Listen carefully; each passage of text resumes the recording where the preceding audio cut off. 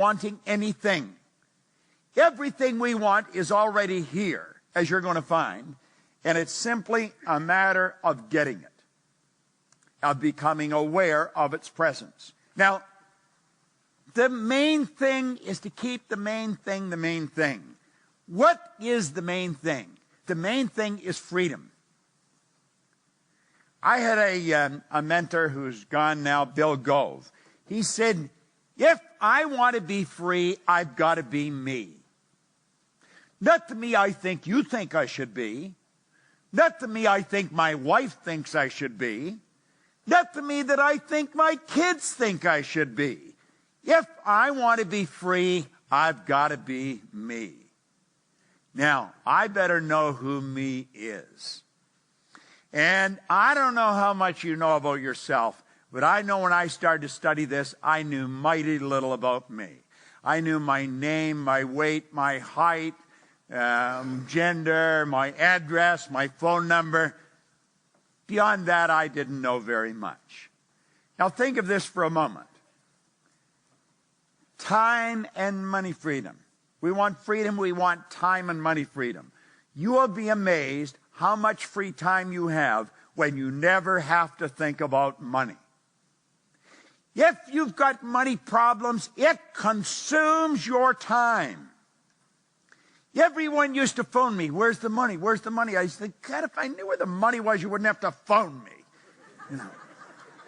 I was earning $4,000 a year and I owed $6,000. That's not a good position to be in.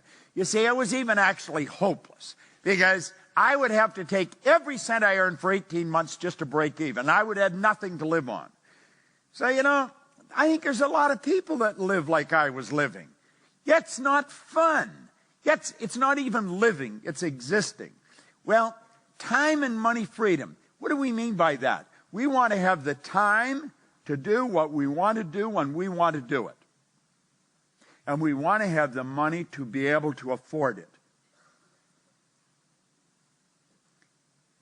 Yet used to be that if I went in a store, I used to look and leave. I like to be able to walk in and if I see something I want to get it. And the price tag should be the last thing you look at. Yet you should never dicker around for price. Whatever they ask, give it to them. And then don't dicker with your time. If somebody wants to hire me, they pay what I want. If they don't want to pay, that's fine. You see? But I don't dicker with price. Now, do you know that there's an infinite source of supply? And all religion and all science have always taught that. This isn't my idea. It is something I have become aware of. Now get this. When you're dealing with infinite, you can never take more than your share. There is an abundance for everybody. You watch most people, they go shopping. The first thing they look at is the price tag. They're not getting what they want at all. They're getting what they think they can afford. Little do they know they could buy the whole store. Somebody did. This is important we get this straight. Now, I want you to think of this for a moment. Our world is changing. It is changing so dramatically and so rapidly that it's almost ridiculous. You know, it wasn't too long ago that I did a seminar right here in town, right here in Melbourne. But when I did that seminar, I had to have a great big chalkboard. Then I had to have a lot of damp cloths because you got to clean the board. Yeah, you have to have dry cloths to dry it so you can keep working. You need lots of chalk. Today, I've got a little 3-pound computer. I can make all these pictures, and I can just touch a button, and boom, the pictures change. This world is getting smaller. It's not getting bigger. It is really getting smaller. You know, we're only hours away from anywhere now. And you know that you can have business all over the world. I have business all over the world. Literally all over the world. We're negotiating right now, our company is, for people with a license in all the Scandinavian countries. It's going to cost them lots of money. And I just talk to the lawyer periodically. In fact, I talked to him since I got here, and I said, no, don't do that, do this. And he said, okay. And then I don't have to do it, somebody else is doing it. This is a little world we're a part of. Like I was saying last Thursday, I was working in Dublin. And this Thursday, I'm working in Melbourne. And been all over the place besides that. It wasn't too long ago that would have been a lifetime experience to do that. Now you can knock it off in a week, plus a whole lot of other things as well. This world is really getting smaller. The chip has changed our whole life. In 1970, that's before some of you were even here, I was on a program in Chicago with Eric Hoffer.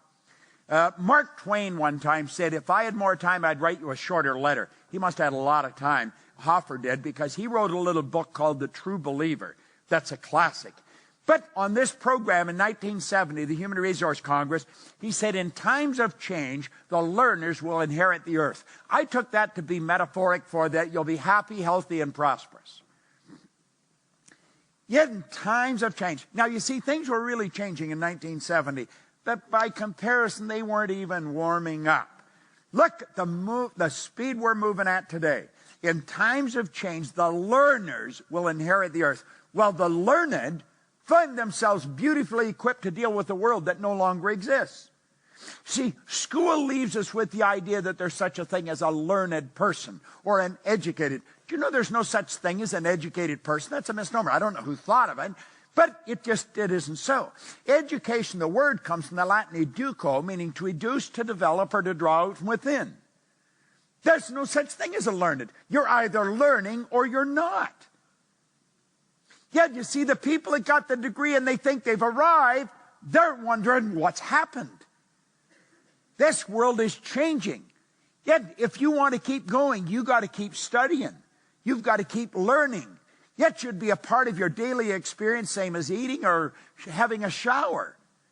Yet, it's got to be something we're doing all the time. If we will, we'll inherit the earth. We'll be happy, healthy, and prosperous. Like I said, I'm going to be 73. I got more energy than most people, 23.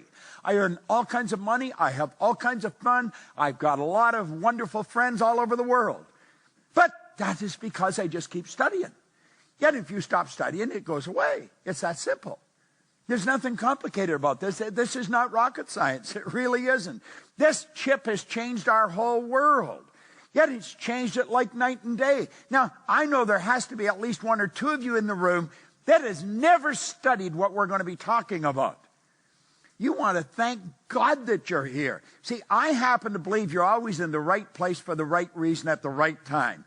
This is the most powerful stuff that you're ever going to lay your hands on. It's like I said, I've got license to brag about it because none of it's mine.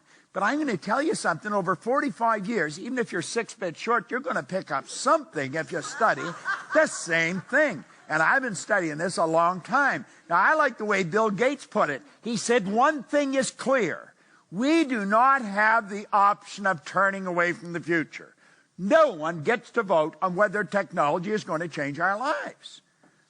This isn't a democratic concept. This is the deal. And you're either a part of it or you're not.